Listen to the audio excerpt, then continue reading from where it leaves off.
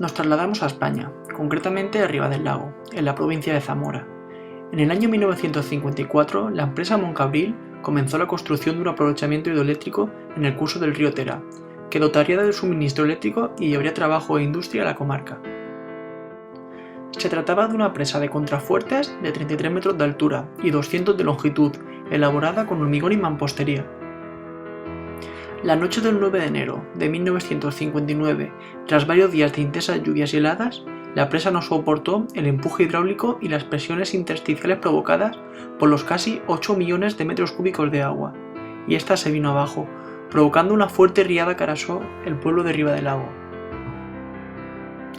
El encargado de analizar las causas de la rotura, el ingeniero Ricardo Fernández Cuevas, determinó que muy probablemente los contrafuertes 21 y 22 no se encontraban correctamente amarrados a la cimentación y no soportaron las subpresiones provocadas por el agua. Esta primera rotura provocó que fueran cediendo paulatinamente los contrafuertes consecutivos, llegando a derribarse casi la mitad de la presa. Se determinó que uno de los posibles motivos a este débil anclaje pudo ser el hecho de que la presa se construyera en 3 años, con parones en invierno debido a la dura climatología. Debido a estos parones, a la ignorancia de los constructores y a la baja calidad de la mano de obra, entre periodos de construcción se olvidaron hacer algún tipo de anclaje en el hormigón. También se apuntó a la incorrecta elección de los materiales utilizados. Para el correcto funcionamiento de la mampostería y el hormigón, ambos deberían de tener una flexibilidad similar. Por aquel entonces no se habían realizado ensayos sobre la flexibilidad de la mampostería, y estudios realizados tras la catástrofe demostraron que ésta tenía una flexibilidad mayor a la esperada. La alta flexibilidad de la mampostería provocó que el soporte que aportaba en la presa fuera menor del esperado, provocándose por lo tanto el derrumbe. El balance de la catástrofe fue de 144 muertos y un pueblo completamente destrozado. La hidroeléctrica Moncabril fue condenada a pagar 19.378.732 pesetas. El Tribunal de Justicia condenó al entonces director gerente de la empresa, a 2 ingenieros y a un perito como responsables directos de las obras, a 1 año de prisión por delito de imprudencia temeraria. Esta condena nunca se llevó a cabo, debido a que fueron indultados por el gobierno de la época. La presa fue construida según la normativa vigente en el momento, Instrucción para el Proyecto de Pantanos de 1905, siendo esta la primera normativa redactada en nuestro país para la construcción de embalses. Tras la catástrofe, se tomaron medidas para reforzar la seguridad en este tipo de construcciones, y se sustituyó por la Instrucción para el Proyecto, Construcción y Explotación de Grandes Presas, elaborada en 1967 por la Dirección General de Obras Hidráulicas. Esta normativa sigue vigente hoy en día. En esta nueva normativa se incluyó una serie de artículos con prescripciones especiales para presas de contrafuertes. Entre las medidas adoptadas a destacar encontramos que se prohibió la construcción de este tipo de presas utilizando mampostería. También se obligó a realizar un estudio de los contrafuertes y los esfuerzos que tendrían que soportar, y se recomendó dotar de armaduras de acero a los contrafuertes para evitar el agrietamiento de estos.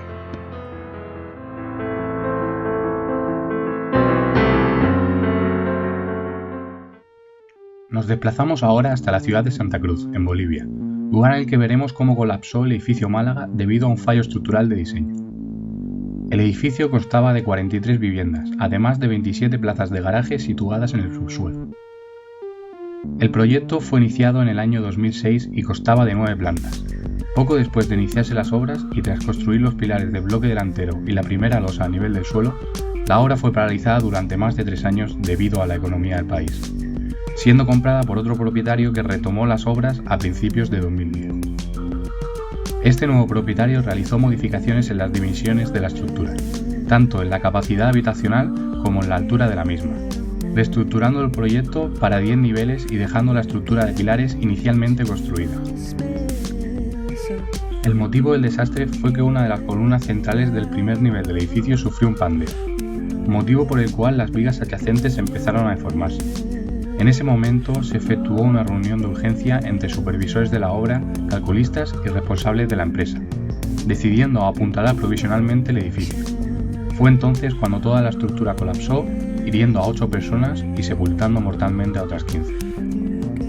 La estructura cayó con un efecto de dominó, también denominado de tipo panqueque, del mismo modo en el que cayeron las torres del World Trade Center, es decir, cayendo sobre su propio eje. Este tipo de fallas se dan por colapso violento de las columnas, no de las vigas ni de las losas, similar a las fallas provocadas con explosivos para demoliciones programadas.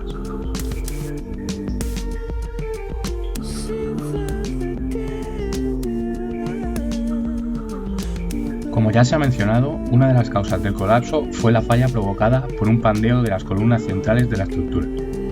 Estos pandeos se dan por falta de sección en las columnas o por asentamientos diferenciales de los pilares. Además, este tipo de pandeo nunca se produce por fallo de material, sino por fallo en el dimensionamiento de las columnas. Debido a este error, se provocó un sobreesfuerzo en varios de los pilares centrales, provocando el derrumbe del edificio. En las siguientes imágenes podemos observar la localización exacta de las 3 columnas que fallaron. La primera de las columnas perdió hormigón en la parte superior, lo que provocó un asentamiento diferencial. La segunda perdió hormigón en ambos lados, sufriendo una fisura a 40 centímetros de su base. Finalmente, la tercera columna, pese a ser la que más armadura de hierro llevaba, perdió el hormigón durante el estallido de la base.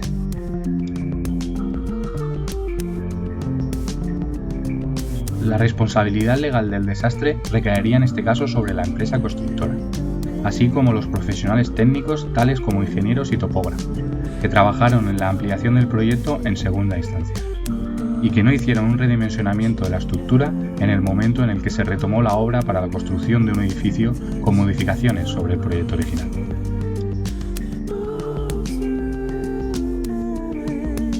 Singapur es una ciudad-estado de 4,5 millones de habitantes, situada al sur de la península de Malasia y que poco a poco va ganándole terreno al mar. Es el país más pequeño del sudeste asiático y el 4º centro financiero más importante del mundo. En el barrio de la pequeña India, situado a más de 6 kilómetros del centro, residen los trabajadores manuales que sustentan la expansión económica del país, y en él se encuentra el Hotel New World, construido en 1971. El Hotel New World es un edificio compuesto por 6 plantas y un sótano, y la estructura que lo sustenta está formada por 36 pilares de hormigón reforzado. En el sótano del hotel hay un aparcamiento. La planta baja está ocupada por un banco local. En el primer piso hay una discoteca, y el resto del edificio lo ocupa el hotel. Los poco más de 24 metros de altura del edificio se vinieron completamente abajo el 15 de marzo de 1986, en menos de 60 segundos, provocando la muerte de 33 personas y dejando sepultadas bajo los escombros a otras 17. A continuación, vamos a realizar un breve estudio de las posibles causas que provocaron este desastre. Puesto que es muy difícil destruir un edificio entero de una forma tan limpia, se planteó la posibilidad de que los materiales de construcción fueran defectuosos. Podría ser que el hormigón estuviera mal mezclado y por ello disminuyera la resistencia del edificio. Para comprobarlo, se tomaron muestras de los restos de hormigón de los pilares y se llevaron a un laboratorio de ensayo. Allí se comprobó que la proporción empleada de arena, piedras y cemento que componen el hormigón era la adecuada. Además, se sometió a dichas muestras a diversas pruebas de resistencia que determinaron que los pilares cumplían la normativa internacional de seguridad, por lo que se concluyó que no era un defecto de construcción. Descartada esa causa del derrumbamiento, se examinó la tierra sobre la que se construyó el edificio y se averiguó que era terreno pantanoso drenado, como la mayor parte de Singapur, por lo que no estaría preparado para soportar el peso de un edificio de 6 plantas. Por ello, se analizaron los cimientos de la estructura, buscando en ellos grietas que evidenciaran que se movieron a causa de la inestabilidad del suelo. Pero no se encontró ninguna grieta, y se comprobó que aunque se produjo un pequeño corrimiento de tierras, este no bastó para que se hundiera el edificio. Por último, comprobando los cálculos del peso del propio edificio, se encontró la explicación de por qué 15 años después de su construcción, los pilares fallaron y el edificio se desplomó por completo. Sorprendentemente, la persona que realizó los cálculos estructurales olvidó añadir el peso propio del edificio al resto de cargas que debían aguantar los pilares. Solo había calculado la sobrecarga de uso. La estructura diseñada no podía ni aguantar el peso del propio edificio. Durante los 15 años que llevaba construido, los pilares se encontraban al límite de su resistencia, por lo que el colapso era cuestión de tiempo. Debido a ese fallo clamoroso de cálculo, durante esos 15 años se habían ido extendiendo por el interior de los pilares del edificio unas grietas imperceptibles para el ojo humano, llamadas microgrietas, que el 15 de marzo de 1986 terminaron por hacer ceder los pilares del edificio, provocando una reacción en cadena que finalizó con su completo derrumbamiento. La responsabilidad de este desastre recayó sobre varias personas. El máximo responsable fue Hong Kong, arquitecto que firmó los planos del edificio y sus cálculos estructurales sin haberlos comprobado previamente. Dichos planos y cálculos fueron llevados a cabo por Leon Shui, un delineante sin formación sobre el que recayó parte de la responsabilidad. También fue responsable de la tragedia el promotor de la obra, Kong Lin, que contrató para la ejecución de la obra a personal poco cualificado. Además, también tuvieron parte de responsabilidad las autoridades que dieron licencia al arquitecto para construir el edificio sin comprobar previamente los cálculos estructurales. En resumen, el edificio fue diseñado por personal poco cualificado y no fue comprobado por profesionales. Como enseñanza, podemos concluir que nunca hay que firmar un proyecto sin previamente haberlo comprobado con detenimiento. Nos trasladamos al Hotel Hyatt, en Kansas, Missouri, Estados Unidos, al 17 de julio de 1981. Construido en mayo de 1978, el rasgo más definitorio del Hotel Hyatt era su vestíbulo, atravesado por 3 pasarelas suspendidas del techo. A las 7:05 de la tarde del 17 de julio de 1981, estando el vestíbulo abarrotado, se produce el desplome de las pasarelas del primer y del tercer piso, un accidente en el que murieron 114 personas. Tras el derrumbe, solo quedan 6 vigas de sujeción de 5 metros aún fijas al techo, que son las que soportaban la pasarela superior. Debía haber un segundo conjunto de vigas aulonado a esta, para sujetar la inferior, 9 metros más abajo. Según el Código de Construcción de la ciudad de Kansas, se exige que las estructuras transitables sean capaces de soportar un peso de 488 kilos por metro cuadrado, por lo que las pasarelas debían poder soportar el peso de al menos 1.280 personas. A la hora del desastre, se calcula que habían 40 personas en la pasarela inferior y 23 en la superior, ejerciendo un peso de 83 kilos por metro cuadrado, solo una fracción de la carga máxima admisible. Los planos de diseño indican que ambas pasarelas colgaban del techo por varillas de sujeción de 14 metros, haciendo que el punto de sujeción solo soportara el peso de la pasarela superior. Sin embargo, colocaron un segundo juego de varillas entre ambas pasarelas, provocando que el punto de sujeción soportara también el peso de la inferior. Entonces, ¿por qué no coinciden los planos con la construcción real? El fabricante estimó que el diseño original de 14 metros era muy complicado y propuso hacerlo de la otra forma. Sin embargo, nadie se molestó en asegurar la corrección de los nuevos aspectos estructurales de la pasarela para cumplir con la normativa.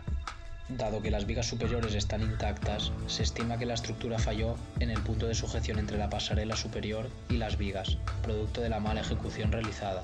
3 travesaños forman la estructura básica de la pasarela. En el punto de conexión, las varillas de sujeción atraviesan el extremo de cada uno de ellos y se fijan debajo con una tuerca. No obstante, el diseño de estos travesaños no era el adecuado. Se utilizaron 2 perfiles en U de 8 pulgadas, los cuales se deben colocar de espaldas y situar la varilla entre ellos. Sin embargo, en el Hyatt lo que hicieron fue tomar los 2 perfiles y los pusieron enfrentados, para luego soldarlos y formar un tubo rectangular. Para comprobarlo, se realizó un primer ensayo para establecer si aguantaban el peso de las pasarelas solas, unas 8 toneladas. Se puede ver que la conexión no cede.